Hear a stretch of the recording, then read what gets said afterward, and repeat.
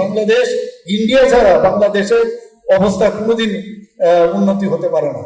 ভারতের ত্রিপুরা রাজ্যের মুখ্যমন্ত্রী মানিক সাহা বলেছেন, ভারত ছাড়া বাংলাদেশের পরিস্থিতি উন্নত হবে না।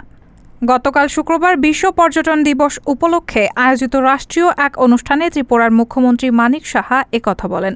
এ সময় তিনি বলেন, বাংলাদেশের স্বাধীনতার সংগ্রামে ভারতের অবদান তাদের মনে রাখা উচিত।